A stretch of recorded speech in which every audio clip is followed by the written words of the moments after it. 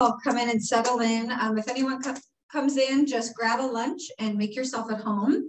We're going to first start off with just a thank you and a little gift for our individual in the community that attended the most Lunch and Learn events in 2021. We want to thank you, John Hood, for coming to so many. You're the winner. You came to the most last year, which means you're the smartest. Thank you. We appreciate John Hood runs so many things, safety, security for the school, New Albany Plain Local Schools. So he's at many of our events and we're so happy and grateful for you to attend. So yes, thank you. So good afternoon. Thank you all for joining us today. I would first like to extend a special thank you to our lunch sponsor, Grenaz and Bubbly Hall. We're having Faye's Crepes today, so that will be one of the new vendors at Bubbly Hall. Bubbly Hall is a new project underway on Central College Road. The food hall will open later this year with 15,000 square feet of retail, food, and event space. With an explosion of fast casual dining and the evolution of experiential retail, the food hall movement continues to gain momentum. Operating as a shared space forum, Bubbly Hall gathers flavors from around the globe, presenting them in a one-stop shop for an outstanding culinary experience. Thank you, Bubbly Hall, for your support of HNA and our community. Today, we're taking the time to talk about family violence and the complex continuum that exists in family and relational situations, ranging from teen dating violence to domestic violence and elder abuse. Family violence during COVID-19 is seen as a crisis within a crisis. According to the American Journal of Emergency Medicine, domestic violence cases increased by 25 to 33% globally in 2020. The pandemic intensified many of the conditions that can fuel family violence. Substance misuse, financial strain, and isolation are all well-known domestic abuse risk factors. Isolation, paired with psychological and economic stressors accompanying the pandemic, can come together in a perfect storm to trigger an unprecedented wave of family violence. During isolation, there are also fewer opportunities for people living with violence to call for help. Isolation also helps to keep the abuse hidden, with physical or emotional signs of family violence and abuse less visible to others.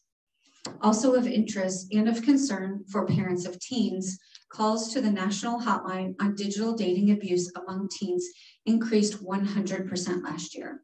We will discuss all of this in more detail momentarily with our panelists. We're so grateful to have both of you with us today. We have two representatives from the Family Center for Safety and Healing. Family Center for Safety and Healing is a Columbus-based organization that works to fully address all aspects of family violence, including child abuse and neglect, teen dating abuse, domestic violence, and elder abuse. They offer a continuum of research-based prevention, assessment, intervention, and treatment programs for individuals who have experienced family violence. Their core strategies center around crisis response, excellence in service, housing, and support services and prevention. First, we have Julie Sespico. She's a training coordinator with the Center for Family Safety and Healing. She currently partners with businesses, healthcare institutions, and government and nonprofit organizations in Central Ohio to provide education to employees and community members around the topic of family violence. Thank you for being here, Julie. Caitlin Tully is the training supervisor for the Center for Family Safety and Healing. She currently partners with K-12 schools and nonprofit organizations in Central Ohio to provide education to teens and adults around the topic of family violence. Thank you for being here, Caitlin. So can you first start off by sharing a little about the services that are provided at the Family Center for Safety and Healing and what each of you do on a daily basis? Yeah, I guess I'll start. Can you hear me okay?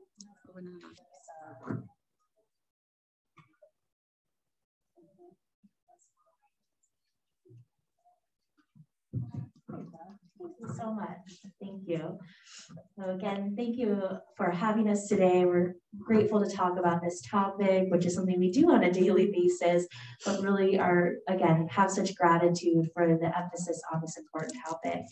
So at the Center for Family Safety and Healing, like Angela mentioned, we're a one-stop shop for services, and that's across the continuum. So we see cases where there's suspected child abuse. We want to make sure that children have an opportunity to experience that in a trauma-informed space, that everyone involved in systems are co-located in one building. And then we offer counseling services related to that as follow-up, as well as services for adults. And those could be connected to children at Nationwide Children's Hospital, where the Center for Family Safety and Healing is located, or it could be adults from the community that are interested in services. A lot of the services that exist in Central Ohio are directly related to domestic violence. Our counseling and advocacy services can be available across that continuum of family violence. So we're grateful to be able to expand some of the services available here. On a daily basis, like Angela mentioned, I partner with schools. We do 2-day teen dating violence prevention programming, as well as series programs with after-school programs across Central Ohio. And then I also do a lot of work around domestic violence and thinking about how our families and community members can recognize, respond, and refer to domestic violence. And I'll pass the mic on over to Julie to explain what she does. Thanks, Caitlin. So I, as part of the training team, I do a lot of similar work. I get to kind of be that backup for Caitlin and our other youth-focused trainers to go into those schools and talk with those young people about healthy relationships and identifying unhealthy and abusive dynamics. But a lot of the work that I end up focusing on is more around partnering with workplaces and healthcare organizations to really equip and empower managers and healthcare providers to feel more empowered to, intervene or ask those questions that can sometimes feel like crossing the line from like personal to professional when they're seeing some of those more subtle signs of family violence with a patient or even with an employee in those workplace examples.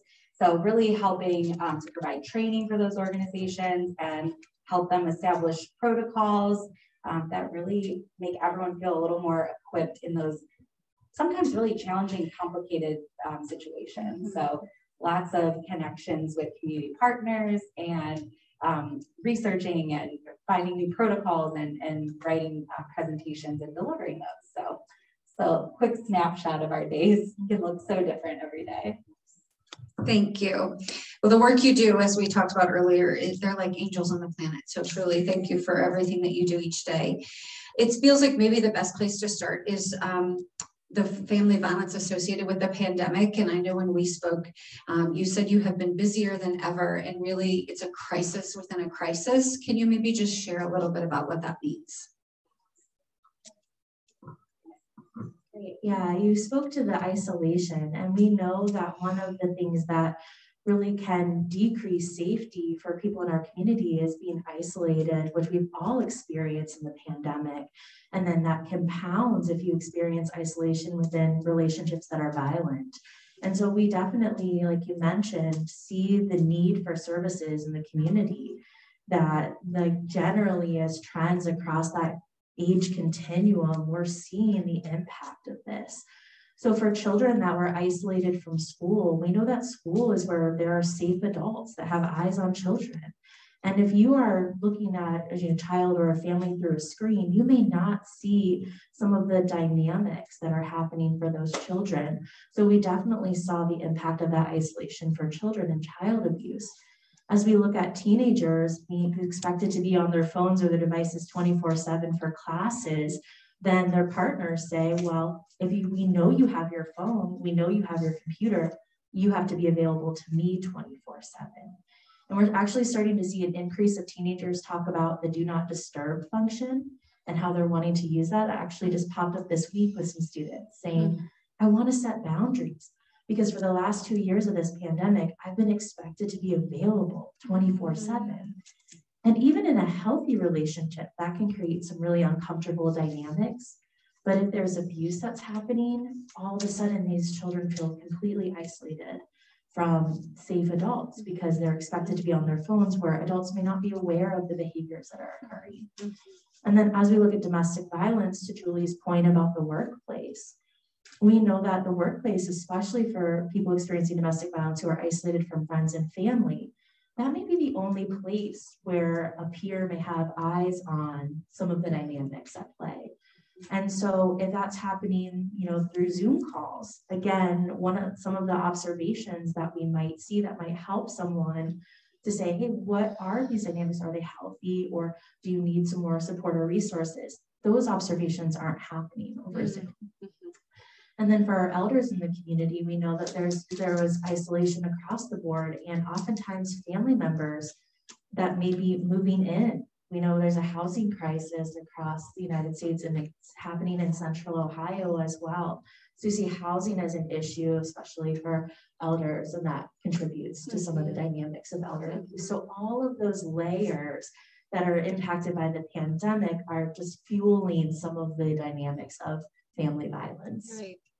Well, and I thought it was really interesting too, when we spoke previously, you talked about the natural support resources being taxed, and it hadn't even occurred to me. Can you share about that? Yeah, absolutely. So if you think about that, some of the formal or informal structures that exist. We'll first kind of talk about informal, be friends and family. Well, friends and family, if you normally have the capacity to give to someone else, I don't think I've spoken to anyone who feels like they are at their best in this pandemic, because it's asking so much of us. And so we're not able to provide some of the guidance, support, those pieces. And then our formal structures, you think about how many people have experienced financial strain from the pandemic, or have experienced lack of, again, housing or food, or all of those pieces. And so all of those support structures that exist have been taxed by the pandemic, and then are even further challenged by the issues related to family violence. Mm-hmm. And really, correct me if I'm wrong, but it sounds like you had mentioned previously that the biggest risk factor for violence is isolation. Is that right? And can you share about why that is? Yeah. And truly that is the biggest risk factor in your mind? Right. So some of the things that we think about when we want to support safety is going to be decreasing isolation and increasing safety through safe connection. So that would be connecting with an advocate, connecting with friends and family who can support you. And so if those safety aspects are not able to be supported because of the strain of the pandemic, then that increases that. So we definitely see isolation as a huge risk factor for the continuation of violence, not only because it strains the victim who's trying to maybe seek services and supports, but it also empowers the person who's engaging in abusive behaviors. If they don't believe that someone is going to be observing the impact of their behavior, then they feel more entitled to engage in some of those power and control dynamics. So we see isolation across the board as something definitely that contributes. Would you like to add to that, Julie? Yeah, I was just thinking about, and from the point of empowering that person who's causing harm, who's engaging in that controlling behavior, we've seen some of the ways that they've leveraged the pandemic to maintain that control. So things like, oh, well, you can't go anywhere because I don't want you bringing the virus into our house, which is, in my husband and I's healthy relationship is a conversation we have a lot. And sometimes it's challenging when we're at different levels of comfort. But within the context of a coercively controlling dynamic, there's no negotiation. There's no, well, honey, I've quarantined for this long. I need to see my mom for this reason, and I'm going to take these precautions. Is that comfortable? Those are the conversations we've all been having, I think, around safety and comfort. But in that coercively controlling dynamic, there's no negotiation. It's you're not doing this, and now I have an excuse, which is this pandemic. We also see things like a limitation on a person who is ready to seek shelter, for example. Well, what a choice that we've had to make to say, okay, I might be ready to seek shelter, which is a huge, huge step for a domestic violence survivor and a really challenging decision to make. It's already an uncomfortable setting. It's not their home. It's a traumatic time. And now they're having to choose the violence at home or potentially being exposed to something that could harm myself or my children or my parents, my support system. So just considering the compounding ways that isolation just really increased at the hands of life-generated reasons and also those abuser-generated barriers. We talked earlier, when we spoke earlier, you talked about how a car battery or a breast pump can change someone's life and how that relates to your direct assistance fund. Can you share a little bit about that? Yeah, so one of the things that came out of the early work of the pandemic is what we call our DAF, or Direct Assistance Fund. And these are funds that require very little paperwork or very little explanation, but really are about what are the things that are preventing someone from having safety in their relationship or having access to additional supports. And so if individuals are connected to services at the center, then those people who are supporting them can access this direct assistance fund.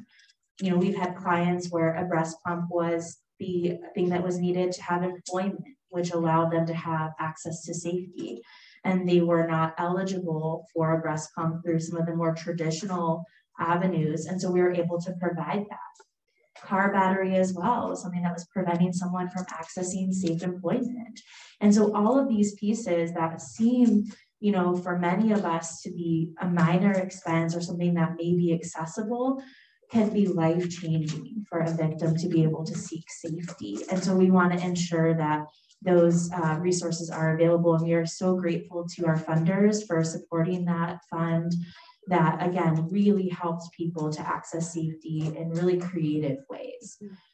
We also have partnered with a lot of grocery stores to have gift cards.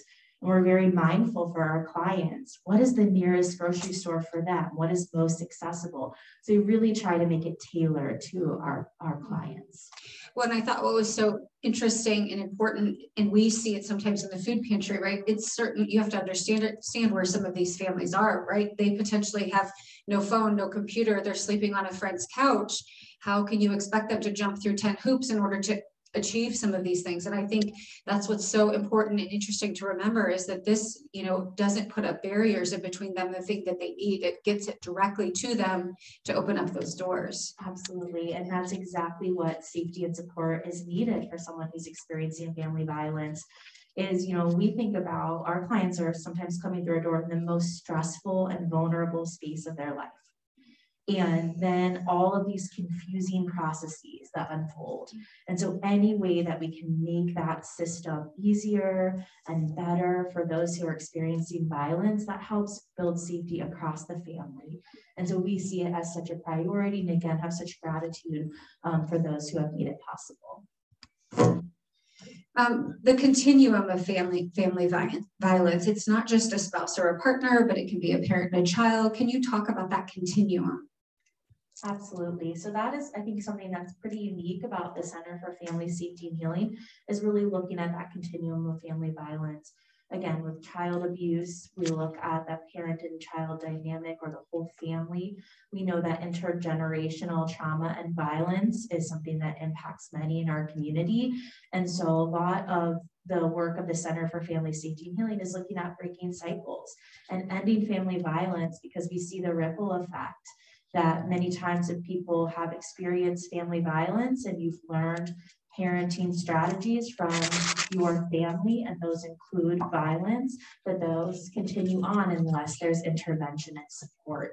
And so we really want to make sure that we're looking at that whole continuum of family violence and thinking about services available. As we look at teen dating violence, again, some of the students that I've worked with have said, well, my parents are controlling and they say it's because they love me. How is it different when my partner does it? Right? What they say they love me too. And so if you haven't learned what healthy looks like, if you haven't learned what those healthy dynamics are as a teenager, especially when you're having this emerging identity, it's such a critical window of learning healthy behaviors. Again, domestic violence, as we look at those relationships that are happening, some people will tell us, I didn't even realize that my relationship was unhealthy until I was in it, or I was in it really deep. And so again, if we're not thinking about all of those dynamics that are at play in our childhood and our emerging adulthood, they come out in adulthood as well. And then for elders, there could be relationship abuse, there could be child to parent abuse. So there's many, again, dynamics at play that we have to be thinking about in order to think about safety. Anything you'd add to that, Julie? I can speak.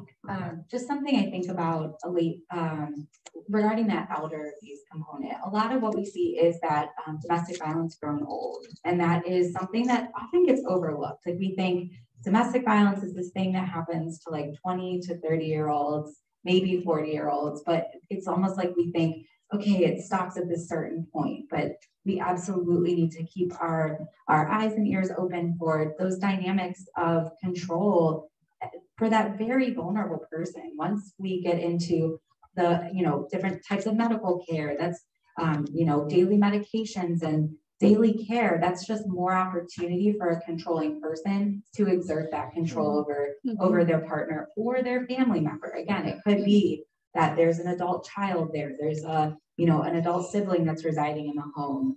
Those are all considered part of that domestic violence. Legally, those can be considered domestic violence situations. I also see this connection with, or sometimes this crossover, we think, oh, it's caregiver fatigue, right? When you have more and more folks who are caring for their older adults, their older parents, that it's natural to become, to get this kind of burnout, this compassion fatigue. And we do a lot of work actually around compassion fatigue prevention and identifying it and how we can work through it. So that's a very real thing that occurs. But where we see some of the differences is a controlling person is going to use that compassion fatigue as almost an excuse to continue the controlling behavior and the abusive behavior. So when we offer them resources and supports, someone with caregiver fatigue is going to go, okay, yes, respite, please, I need some support here. What more resources can I get? But someone who is using that caregiver fatigue as an excuse to control, they're going to have a lot of excuses to not use those resources and things like that. So just identifying that caregiver fatigue often gets brought into this conversation of elder abuse, especially where adult children are concerned, but that we can recognize that that's not, that's not an excuse for abuse, I should say. And just so if you guys feel like you want to take your mask off while you're speaking, that's totally fine. Totally up to you.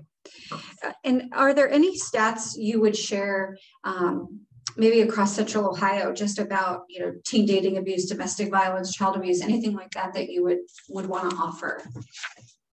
Sure, and I think that, a lot of what's happening in Central Ohio mirrors some of the national statistics. So when we look at some of those pieces, we know that 1 in 10 children experience child sexual abuse, for example. And one of the things that we know is that that's a rate that's actually decreased. Previously, those rates had been 1 in 4 girls and 1 in 6 boys. And when we look at what are some of the reasons for those decreases for child sexual abuse, for example, is we have prevention strategies in place. We have strategies for teaching children body awareness. We have amazing programs like Darkness to Light that are helping helping adults to figure out how they best support young people. So we can see how those intervention and prevention programs really do have an impact on decreasing those statistics. When we look at teen dating violence, though, we're seeing an increase in digital dating abuse across the pandemic in the last few years.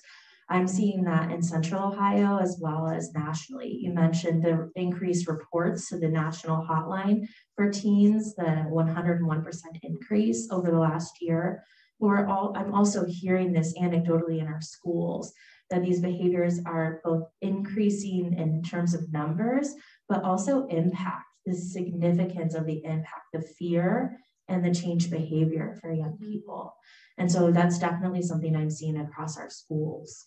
One of the things that came out in the last year is some work out of the Boston University School of Social Work that found almost 50% of teens who've been in a relationship have engaged or have experienced stalking behaviors, which is really shocking. I think about half of our young people have had a partner that has stalked them in some way using technology. And even more startling to me is from that same study, 42% of young people had engaged in stalking behaviors. There are a lot of TikTok videos out there, a lot of content on Instagram where stalking is a joke, or stalking is something that's, a behavior that maybe they're feeling a little bit ashamed about, but if they make a joking video about it, they can remove those emotions. And so we see definitely the impact of that across, and again, in the statistics across Central Ohio. And then for domestic violence, we know that 1 in 3 women will experience some form of domestic violence from a partner. And so the impact of this is very real. And sometimes people think of those statistics as, well, that's those other people. That doesn't impact me or my family. And the reality is, from those statistics, we know that's just not true. But because domestic violence thrives in isolation, and because it's often so hidden, we may not even be aware of this. Some of the stats for young people is only 33% of teenagers ever told anybody about the abuse while it was happening. We see that, oftentimes, young people may have a new partner, and then what was happening in a previous relation comes to light. When we think about adults who may be in more long-term relationships, we may not understand or see those behaviors as they're unfolding. And so those are some of the reasons why those statistics, for some people, they'll tell me, oh, those seem high, or that can't be true for Central Ohio.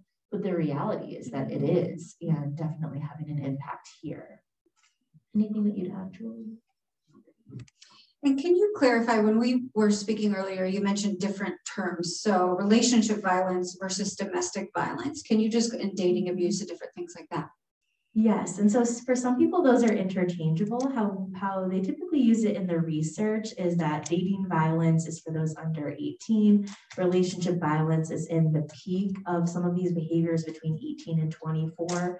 And then domestic violence could be for all adults that are, and like Julie mentioned, could be, a parent or a child to a parent if that child is an adult and residing in the same home. So domestic violence is often going to be either they've had an intimate partnership or they're living together. But yes, those are sometimes used interchangeably within our community. Can you share the Angela Ann story that you mentioned? Sure. Yes, I just had the opportunity to connect with Angela Ann and 10 TV. They highlighted digital dating abuse and it was so important to have a spotlight on this topic because it's having such an impact on young people. Actually, we're able to interview a high schooler who's engaging in a project on this and really talk about the impact. And she is someone who is passionate about this work, who has not experienced domestic violence or teen dating violence herself, and yet she could name 10 to 15 people that were within her circle that had experienced some of these behaviors. So again, just so normalized that having a story about this was really critical. Some of the things that came out of that story were some of the behaviors that we're seeing nationally that, again, are trying to make things into a joke. That are hard for young people to separate. Is this really a joke, or what are these behaviors beneath that joke?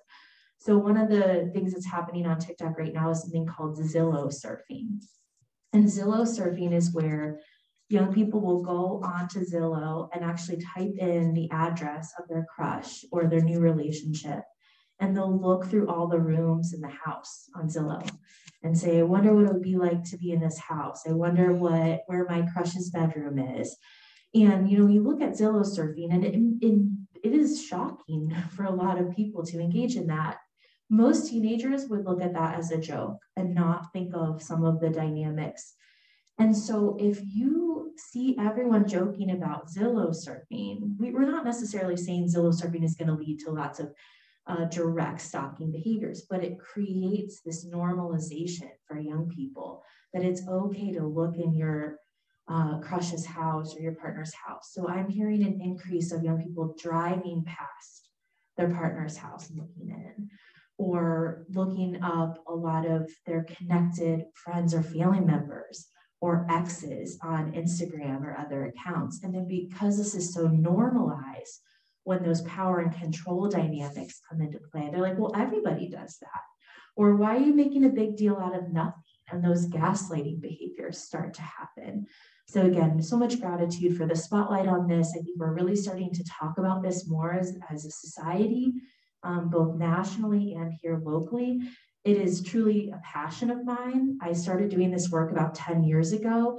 And when I met with administrators in schools across the city, across Central Ohio, they said to me, you need to be talking about technology with our young people and relationships, because nobody is talking about the real dynamics. A lot of the conversations that happen around technology is about don't get in trouble, don't do this thing, but not what do you do when your friend crosses a boundary using technology? What do you do when your partner makes you feel like you owe them passwords or owe them text messages? And so that's a lot of the work that we do, is really talk about some of those more daily dynamics of technology and relationships, thinking about what are some of the healthy, unhealthy, and abusive factors at play, as well as strategies that they can use to support healthier relationships. Yeah, it was really interesting to me when you mentioned that. It didn't even occur to me that really it's the problem of the normalization of the behavior and the blurring of the lines. And that's where it seems so mild, or it doesn't seem like a big deal, but that's the point, I think. Exactly, Yeah. exactly. And so when everybody is making jokes, then it really does, just like we were talking about the empowerment of someone engaging in abusive behaviors, it allows that person to minimize some of the really dangerous behaviors. So, Zillow surfing makes headlines and people are shocked by it, but really what it does, like you said, is moves that line of what is okay or not okay in relationship dynamics. What is the Internet of Things? Yes. So IoTs, many of us probably have them on us right now. If you have a Fitbit, an Apple Watch, honestly, anything that is Bluetooth or internet connected, they call those IoTs. You may have those in your home if you have an Alexa or a Google Home. I have a Nest, all of those sort of internet connected things that make our lives easier. Ring doorbell is an IoT. And what happens is oftentimes IoTs make it very easy for someone who's engaging in abusive behaviors to have access and control over the family, even when they're not present.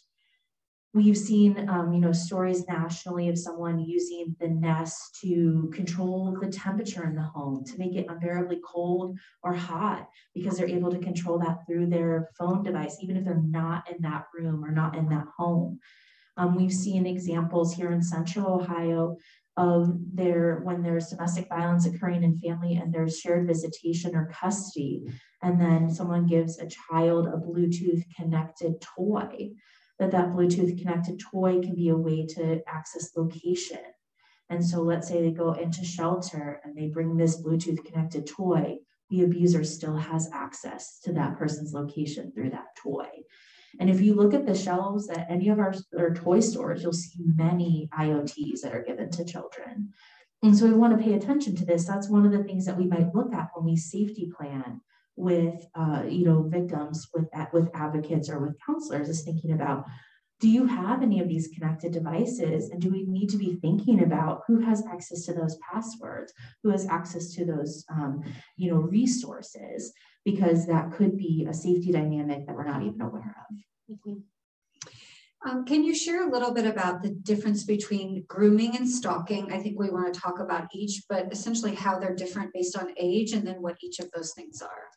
Absolutely. So for our younger, children who are experiencing an adult that is crossing safe boundaries, for example, we often call that grooming behavior. And most people think of grooming behavior as someone who is maybe a stranger, that is like someone who is reaching out to young people through an app or a gaming system, for example, and they're going to be someone that they don't know at all. But the reality is that 90% of children who experience child sexual abuse, that person is known to the family. It is not a stranger. And so oftentimes we want to be thinking about, we don't want our strangers to have access to our children. And it is good to have those boundaries. But what's really happening for a lot of our families is it's someone known, again, to either the child or to the family. And 90%. 90%. Yeah. right? So when we think about, again, some of those dynamics of child abuse, it's not what we think it is. Anything that you would add to that, Julie? When I think about grooming, I think we think it's immediately going to be this like overt sexualized behavior that will like immediately flag us as the parent or caregiver, like, oh, I can recognize that right away. But we have to, we really recognize the slow process that grooming can actually be, which starts with many, many steps and stages before it ever gets to that more sexualized place that we would think of. So it can be just giving special attention to a specific child, crossing safe boundaries like that seem really innocuous. So like, Caitlin with her baby, she has a rule that we don't do tickle fights with, other grownups, let's say. I'm making that up. But I know Caitlin really well, and I'm her friend, and I can do that. It's not a big deal. And so then Caitlin, as the parent, is put in this uncomfortable situation where she has to kind of identify, like, does Julie have malicious intentions here, or is this okay? And more often than not, with that 90% known and trusted by the family, we let those things slide because it's uncomfortable to address those things. And we assume positive intentions from our family and friends. And that's a healthy thing for us to assume. But instead, we just want to be really clear about those boundaries. So Caitlin can say to me, Julie, I care about you and I trust you. And I know you've got great intentions for my kiddo, but this is my boundary in my household. And it's not personal. It's just what we do for everyone. So really identifying, those early kind of grooming behaviors can look like just those subtle boundary crosses that may not seem like this big glaring red flag, but it really can point to a bigger issue where somebody's not respecting the boundaries of that adult and that child.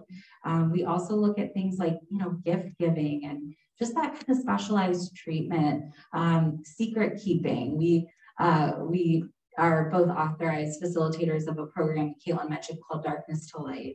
And it's all about, being those safe adults for children and setting healthy boundaries to protect children from those potentially predatory adults. And one of the languages that they've given us, which I love, is secrets aren't always a good thing. We don't always want to keep a secret. Surprises are great. Let's focus on teaching children about things like surprises, where we eventually tell someone. So even things like as, minor seeming as secret keeping can really be ways that groomer starts to kind of cross those boundaries with the child. And by the time something really bad that's obvious to the child is happening, they haven't told their mom or dad so many of these things along the way, and they feel like they're sort of already in trouble because they haven't, they've crossed all these boundaries up to that point. Would you clarify anything, Caitlin? I so appreciate, the examination of grooming and really all of those steps, because like you mentioned, a lot of people think it starts with those sexualized behaviors, and it really doesn't. It starts with trust building, and it starts with all of those things that Julie mentioned. And I think, with stalking behaviors, what we see is that it's a lot of those power and control dynamics that are at play. It's less of that, trust building, and it is more about how do I have access to this person in ways that may not feel safe to them. One of the legal aspects of stalking is that it creates fear in someone. So these are behaviors that would make the average person feel unsafe or uncomfortable.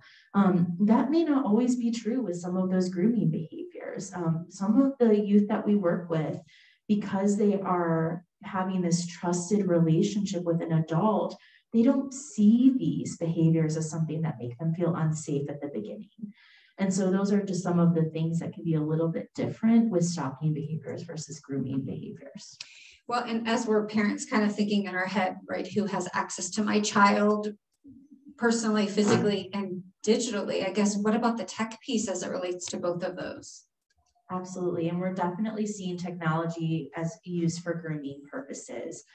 Thinking about, if the way we disrupt grooming is that we have healthy boundaries, And we know that safe adults are the ones helping to set those healthy boundaries. They're going to try to access children where those boundaries may not be as visible, or there may be fewer ways for adults to interrupt that behavior. And so we definitely see different ways that technology can be used for access.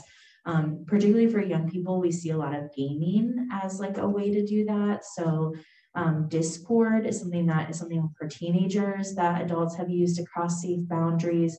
We've seen things like Roblox for younger children as ways that adults cross safe boundaries. So that is definitely not necessarily that they're stalking, but they're trying to build that trusting relationship. And then Snapchat, for example, for teenagers is very popular for stalking behaviors. It's an aspect of Snapchat that actually uses location with their little character. It's called a Bitmoji, and that will actually show a person where the child is located at all times. I actually use Snap Maps to discuss things with students in class, and I follow one of my little cousins who's in high school, and I can see down to the classroom that she's in at her school. It shows when she moves around the school. I know when she's at lunch because of where it is in the school. I know when she's at practice, it shows her in the field next to the school. And so there's so much information that young people see as, oh, it's exciting to have Snap Maps. It's exciting to stay connected. And if they're not thinking about some of the safety tools, like going into what they call ghost mode, then anyone who has access to their Snapchat account has access to their location 24/7. Absolutely. Just something, I'm hearing a lot of hubbub in the room. I know that's just shocking. It feels like, wow, that's so much information that we might be able to gather. But going back to that conversation around normalization, just want to think about how many of us have normalized within a family dynamic following somebody's dot. Like, oh, I'm seeing that mom's on her way home. I can see her dot. Oh, dad just left work. He's coming home. So just, or even some of those kind of safety features with parenting apps and things like that, where it is like, I can see where my child is. I can follow their location. And when we really normalize that without, it's not that the app itself is bad or that strategy itself is bad. I can see how that's a safety feature and can just be quicker than calling or sending a text like I'm on my way home. But it without conversation. So really identifying with your young people, we use this in this way, for this safety reason. And, we do this with consent. We all, agree to follow each other. And it's not to be curious. It's not to always have access to them. It's, and just really talking through it. So just thinking about the ways we sometimes kind of normalize those behaviors and expect young people to have that critical thinking skill development where they're like, oh, I see how this is okay for my family, but apparently it's not okay when I do it with my best friends and my boyfriend or girlfriend. So plug there to have those conversations. And I'll add to that some, I think, really important research out of the University of Central Florida, where they found that actually young people who had parents who installed these safety apps, things like Life 360 or other controlling apps around location, were actually more likely to experience some exposure to things like pornography, exposure to adults crossing boundaries, and harassment in relationships. And one of the things when they asked students about this, why is this data indicating that you're actually more likely to experience this? They said, well, because if my parent just installs this and doesn't have those surrounding conversations, then they don't trust me. So why would I trust them with my most vulnerable spaces around relationships? And so again, it's not the app itself that is the problem, but it's the conversations around trust and boundaries with those. And so any way we can model those, we are increasing safety for teenagers. Well, you talked about a developmental process for online safety in different ages and what your recommendations are based on evidence. Can you go through that for us? Yeah, absolutely. I think I love this model, and I think it is so true to what I see as helpful for young people that I work with in the community, and really also helps to calm parents. Because this is a scary experience to have a young person grow up with technology that you didn't deal with as a young person, right? You're like, I don't know what it's like to experience friendships that involve Snapchat and Instagram, right? I don't know what advice to give to you. And so looking at the experience of technology as a developmental process, and that each age range of your child or the children in your lives are going to need different kinds of support. It helps to break down, what can I do to help my young person stay safe? And so this comes from the Institute for Screens and Child Development. It's Institute of, Screens and Child Development, thanks, for my own self. So they start with the age of under 8. Really, it is not a reasonable expectation that young people can manage their own devices, that they really don't have the capability. And they may have access to a family iPad. They may have, a screen time that a parent helps guide them through, but actually having their own device, they're not able to have some of those critical thinking skills like Julie mentioned, simply because where they are with brain development.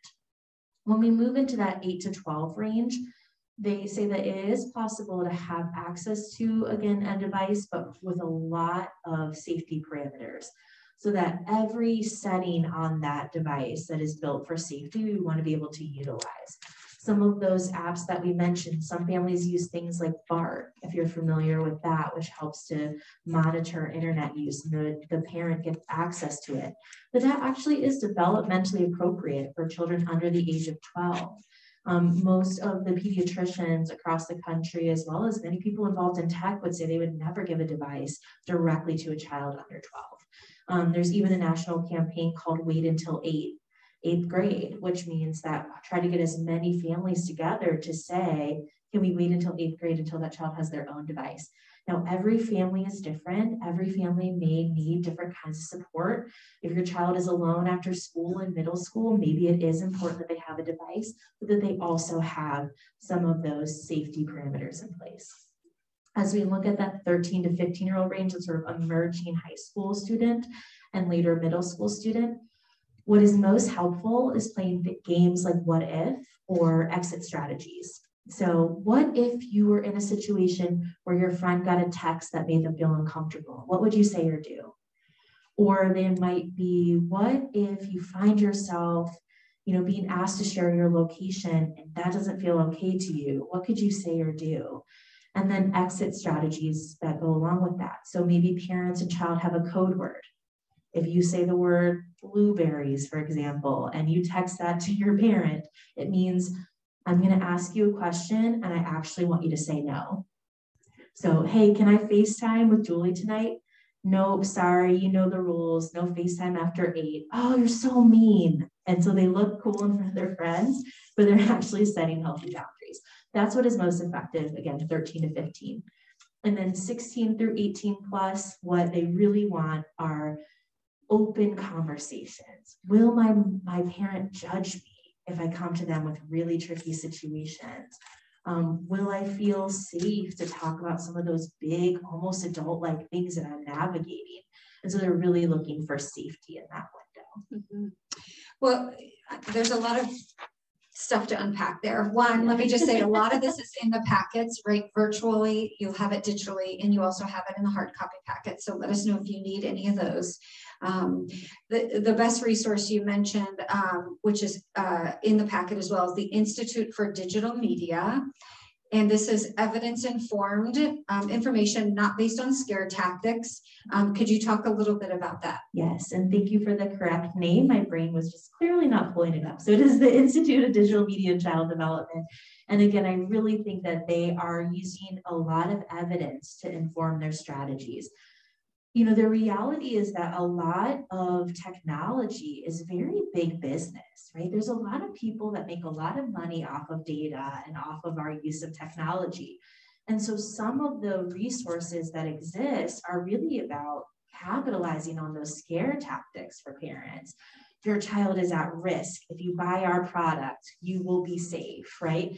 And so what I really love about the resource that's in your packet and available online is that it uses some of the evidence that exists around how do children actually use technology and what are the safety strategies that exist for parents. And so it moves through some of those, again, fear-based tactics into empowerment.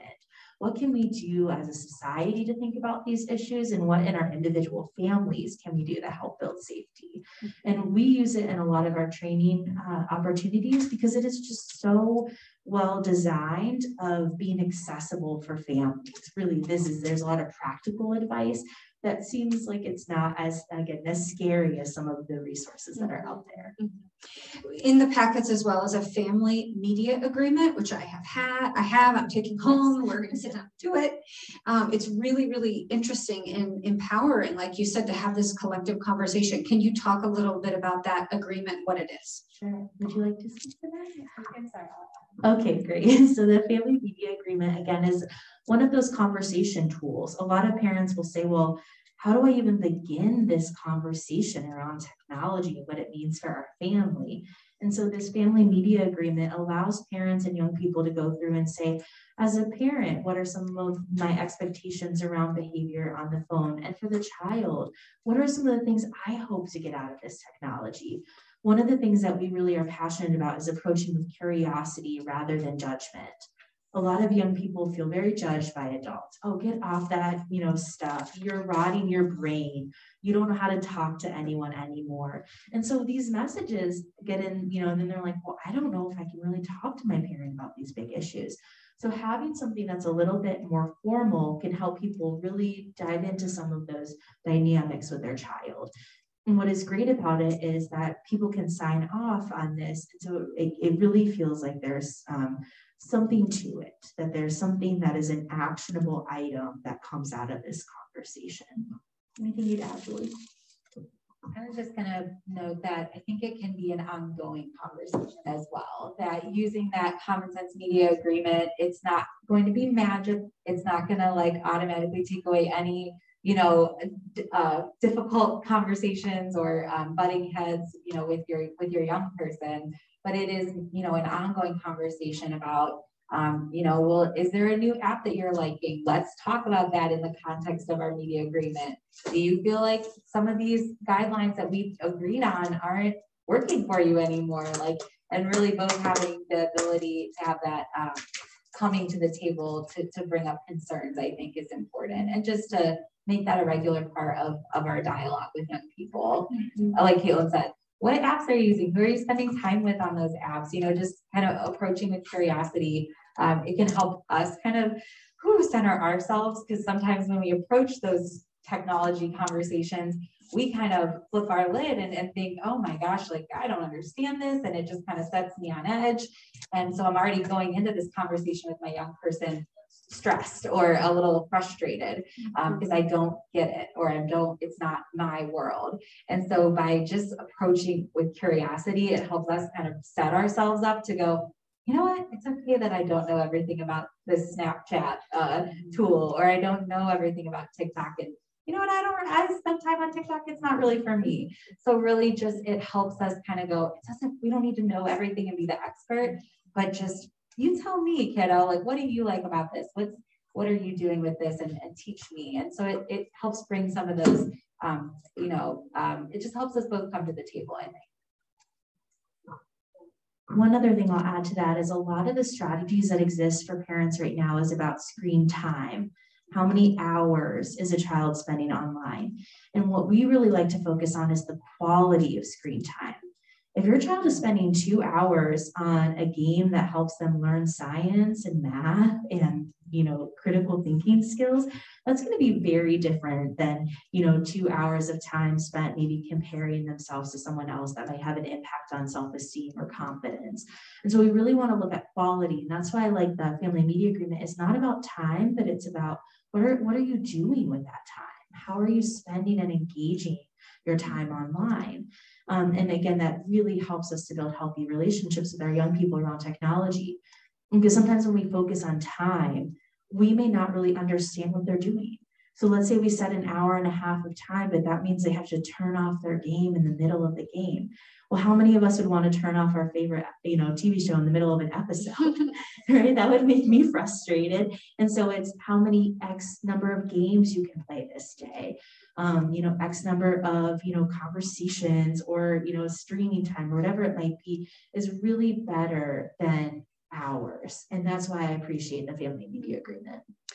Well, and when we spoke, it's not intuitive in many ways what you're talking about, the trust versus control. And we spent a lot of time talking about it because I just have to keep hearing it like, wait, tell me this again, because I really want to understand it, because it's not what we normally traditionally think of. I think first, like you said, there is so much power in just having that conversation, right? Having that dialogue is so valuable in and of itself, which if you're just shutting them down, there's no opportunity for that conversation. And you said a couple of things. You said, don't protect them, prepare them, because they are going to see things. And it was just really, I mean, it sounds very simple, but in my mind, it totally switched the dynamic of how to engage this. So if you could just talk a little bit about the evidence that the study found. Yeah, absolutely. So a lot of, anecdotally, a lot of young people that I work with who have had parents who had a lot of rigid boundaries about technology as they were growing up, they get to college or start talking about the dynamics of technology and relationships. And they're like, I don't know what to do with this because I was always told what to do. And now I don't know how to engage in these dynamics by myself. Right. And so my partner says it's okay. Well, I've always been told what to do. Maybe that's okay. And so when we look at this as, again, a process of skill building, we want every stage that I mentioned to be a chance to build skills and to make mistakes that parents can help them navigate and to deal with. And, mistakes that you make maybe when you're 8 about crossing boundaries are very different than the mistakes you might make at 18. And so any chance we can give them to build those skills, again, like you mentioned, we think we want to protect our children, and that by installing apps and by having the most control possible, we're doing that. Again, that research study out of the University of Central Florida found the opposite for families. That actually created less safety for young people. So the things that we feel are intuitive strategies of safety are actually creating more harm, because what actually is effective is trust, conversations, them coming to you. We did a training one time where I had a grandmother who came up to me and she said, I need to talk to you. I need you to be here today because I have 8 grandchildren. My youngest just came up to me and said that they were at a sleepover and were exposed to something inappropriate on somebody's phone. And I've never had any other grandchild tell me about this. And they've been, my closest grandchild. And now I'm just horrified that they're on this path of, where they're going to be unsafe for the rest of their childhood. And I'm like, actually, the research would show that a child that comes to you and feels comfortable enough to tell you about that, you're actually creating safety by engaging in those conversations. Because otherwise, children are navigating this and they're too scared to talk about it, or they don't feel like they have a safe, healthy adult that they trust with that information. And so when a child comes to you and tells you about it, sometimes that can make, again, like Julie said, flip our lid, make us sort of panic. But it's actually a very good sign that the safety strategies that you're using with your child are effective. And so it's, again, like you mentioned, really counterintuitive. It's not what we think should be. That's really all about you.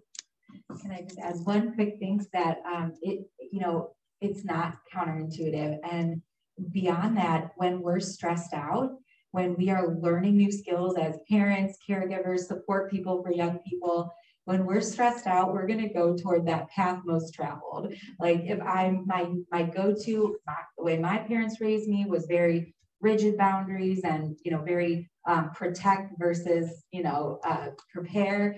Then even when I have the best goals to, really try to bring in this mindset, when I'm really hitting my max with all the changes that are happening, knowing one day I might have school in person, the next day my kids are at home, everything, all of this stress that's around us right now, and especially our parents and caregivers, it's natural for us to just go to that place of, I can't sit in the gray area. I need the black or the white. Like I need to go to that place of certainty.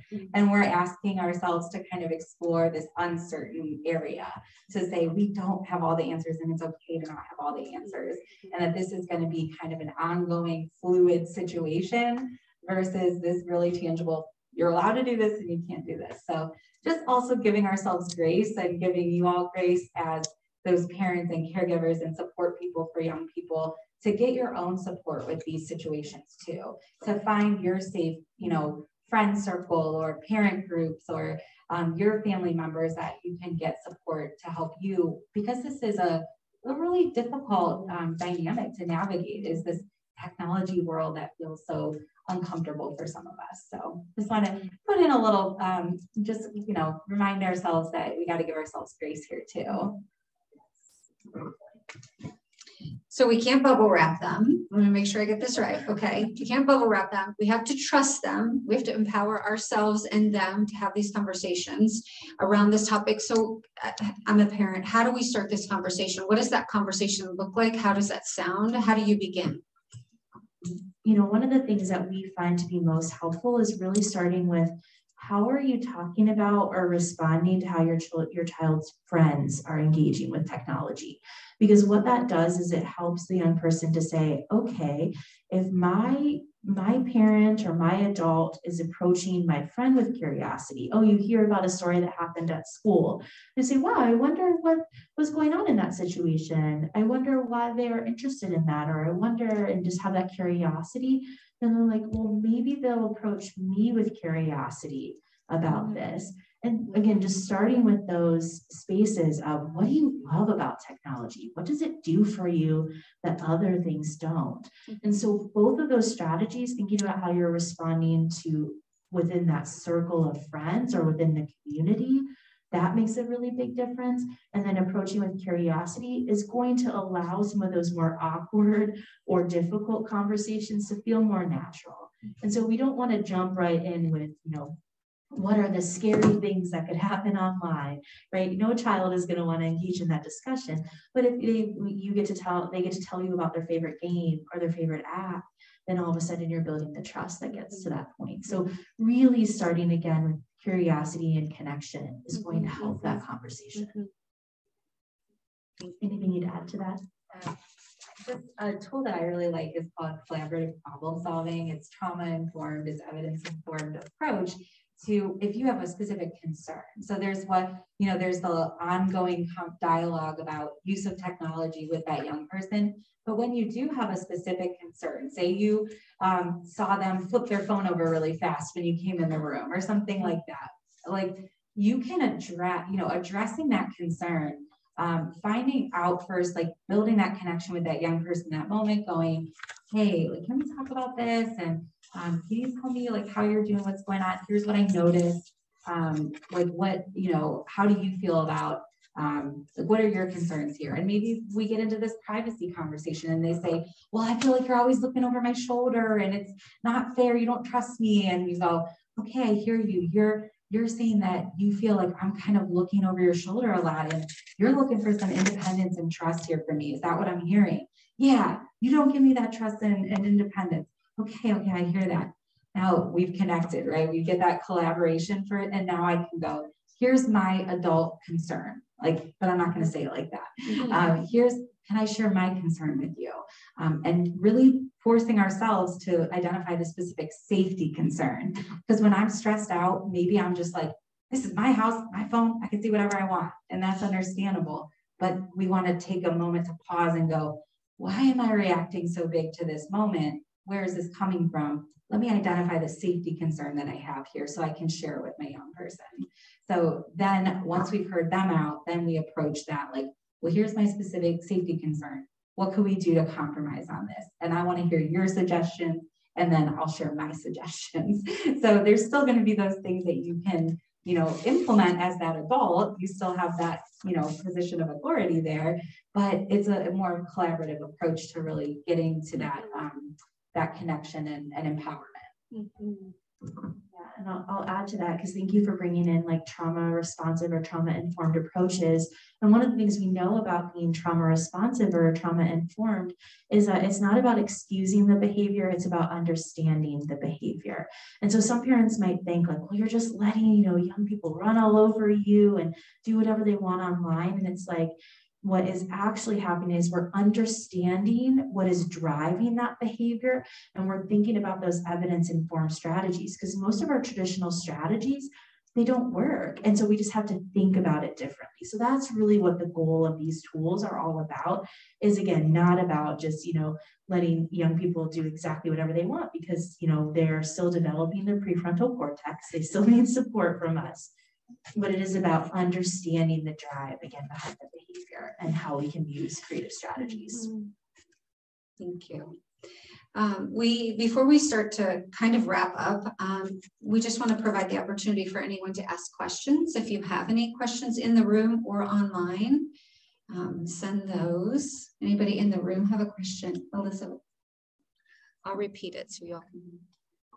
Closest help for kids, parents. Are there classes for parents to help them with active listening, like you just did the example? We weren't given those training when we were children in school. The other question is there classes for kids to understand boundaries and abuse and to understand the difference? Because when you leave home from an abusive family, people can do anything to you and you go along with it because it looks a lot better than what you thought it was. So they don't, the word boundaries is not even in the brain. You don't understand that. So how can they protect themselves? So are there classes in school now or in the future to help kids understand life and how to survive? I'll just repeat the question so everyone can hear. First, are there classes for parents, which there are, to help them have these conversations and raise awareness for parents? That's the first part of the question. And then the second one is for a child. Are there classes for them to begin to understand boundaries and how to navigate this? Thank you. Great questions. Yeah, excellent questions. We have a few different programs within the Center for Family Safety and Healing. One is called our home-based team, and it actually, they use play, go into the home and use play strategies for parents to use new ways of healthy discipline. And rather than using power over dynamics with a young child, is really thinking about how do we use play-based discipline. And so that's one of the creative ways that we can help support families who maybe did not learn those skills as they were growing up. Another program that we have is called Triple P, which offers parenting supports of how do you navigate some of those stressors and some of those moments where there can be unhealthy dynamics within parenting. And then as far as for young people, absolutely, we have school-based programming that we do. So we do 2 days, usually in health classes, helping young people to identify what are healthy, unhealthy, or abusive dynamics in relationships. And those dynamics can cross between peer-to-peer relationships as well as family dynamics. And then on day 2, we talk about a little bit what we talked about today about technology and relationships. Those programs are also available for any community organization, anyone who might be interested, faith-based organization. All of our trainings are no cost, and we'd love to partner with anyone who is interested in receiving this content, just like the importance of this conversation today. So all of the ability to sign up for those services is available on familysafetyandhealing.org. We are, of course, not the only organization that provides this. We can also connect into other services if that's more appropriate for a family member. So we can connect into those, again, through the website. Anything that you'd add, Julie? Thank you. Great. Any other questions? We kind of like to end always with action items and community leadership and action. So for all of us sitting here today, whether we're the head of an organization or just a family member, a community member, someone in a leadership role, what would you say is the single most important thing that we can do or can be doing? Absolutely. And I think whether it is for a child, for a teenager, for an adult, for someone who's an elder in our community, it is really about decreasing isolation and increasing safety. And we can do that by listening, by again approaching with curiosity rather than judgment. Those pieces are something that all of us can do. the more we understand these topics, the easier it is to sit with someone in that moment and say, I believe you, I'm here for you, and there are services that exist. We don't expect people to be experts on domestic violence. That's unrealistic, and none of us should have to take that on. But what we can do is say, do I recognize what's happening enough to be able to refer this person to the important resources that exist in our community? So those are some of the ways that we can do that. One example is, I think as a strategy that I think is so beneficial is every moment that you think, why don't they leave? Or I want my friend or family member to leave. Replace leave with be safe, right? I want my family member to be safe. And that's really what we're focusing on, is increasing those safety. Focusing on leaving may not actually create safety for that person. And so we want to really focus in on what does safety look like for these families. Anything that you'd add, as I know that's more than one, but related, yeah. You also, in the packets, there's a Family Center for Safety and Healing wish list that I just want to call out specifically. They are asking for new stuffed animals, personal care items, children's books, gift cards for gas and food, feminine hygiene products, and there are links to donate, so you can go to the Amazon wish list and it just magically appears, which is wonderful, or you can drop them off. So is there anything extra you would like to say along with that wish list, how those items are used? Absolutely. And so all of those wish list items go directly to patients and families. And so, for example, when a child comes to our child assessment center and they may meet with the forensic interviewer to talk about maybe the suspected child abuse, they might meet with the medical provider. At the end, they get a stuffed animal and a book. And I had a former client of ours who's a survivor who speaks for us and is engaged in the community in lots of ways. And she's now in her mid-20s.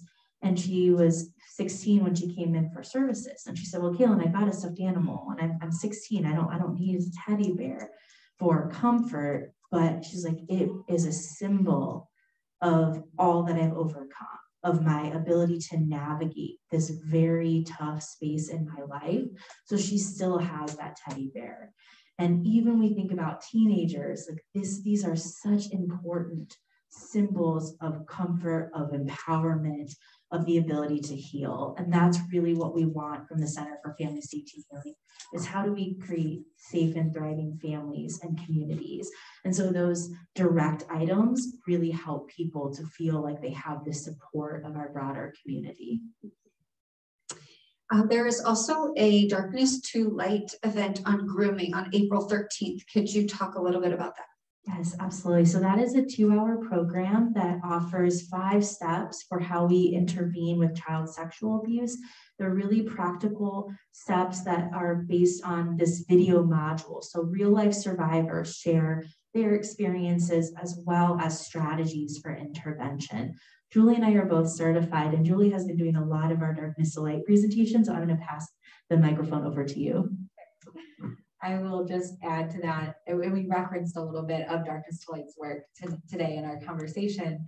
What I find is most folks walk into that training thinking, whew, this is going to be heavy. You know, it's all about specifically preventing child sexual abuse, which is a heavy topic and can be potentially very triggering for some folks.